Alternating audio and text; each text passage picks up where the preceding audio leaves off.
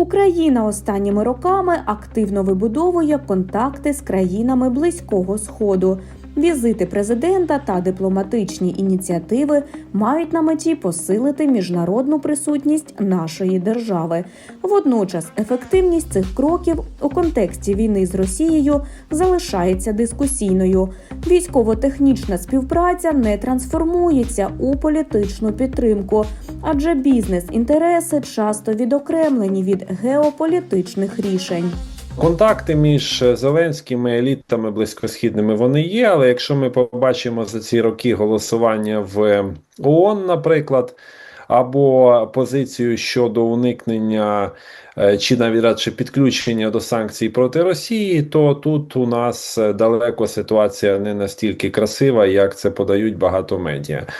Так, є певний потенціал оборонний, і зрозуміло, що свого часу Саудівська Аравія, Об'єднані Арабські Емірати, вони профінансували багато озброєння українського, тобто на рівні військового співробітництва це має певне значення.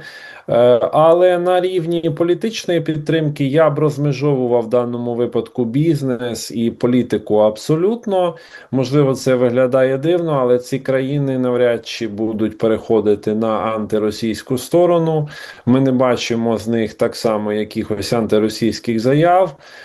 Об'єднані Арабські Емірати мають дуже хороші зв'язки з росіянами, і навіть якщо, власне, ситуація більш-менш буде зрозуміла по використанню якихось українських технологій військових, вона навряд чи призведе до якихось суттєвих змін. Сучасні міжнародні союзи дедалі частіше мають умовний характер.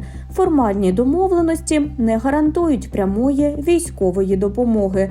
Водночас підтримка може проявлятися у дипломатичних або економічних кроках. Приклад Ірану демонструє, як працює ця багаторівнева система взаємодії. Росія і Китай заблокували резолюцію Бахрейну. Росіяни регулярно зідзвонювалися з іранцями. Є дані від різних розвідок про те, що росіяни мають непогану військово-технічну співпрацю. Дуже обережну позицію зайняв Китай в даному випадку. Окрім того, Росія – це потенційний тил для Ірану. І не будемо забувати, що, наприклад, Україна свого часу також підписала Будапештський меморандум, де були країни-гаранти територіальної цілісності, і ніхто не прийшов замість українців воювати. Але певний рівень підтримки вони належний забезпечують.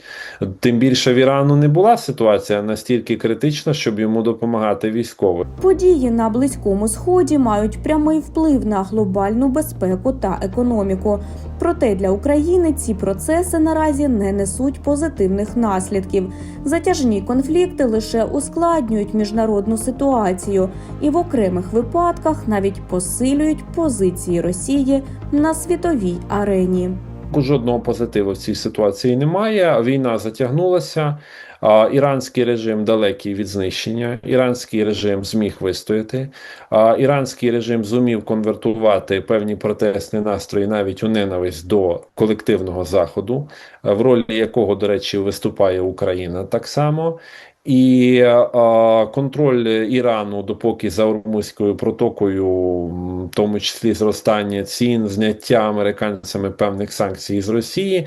Тобто був би позитивний сценарій для України, якби війна минула швидко, відбулася зміна влади в Ірані, але зрозуміло, що жоден ненаївний аналітик, скажімо, цього і не передбачав. Ніякого сценарію Тегеран за 3 дні бути не могло. Втім, дипломатичні візити до країн Близького Сходу залишаються важливою складовою зовнішньої політики України.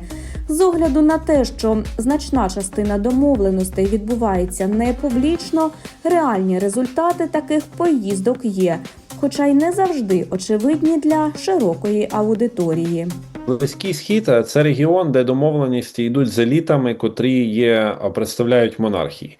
Тобто це люди, які тримають владу руками, це вузьке коло людей, окрім, до речі, самого Ірану, де трошки інша система. Так от, практично всі країни Перської затоки – це монархії. Відповідно, є домовленості на рівні еліт, не всі ці домовленості афішуються, є чимало інсайдів.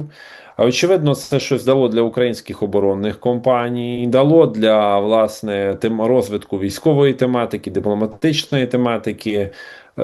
Можливо, забезпечення України пальним, хоча ситуація теж зовсім не зрозуміла з ринком в даному випадку, по якій ціні що надходить. Втім, Близький Схід – це не лише про політику, союзи та конфлікти.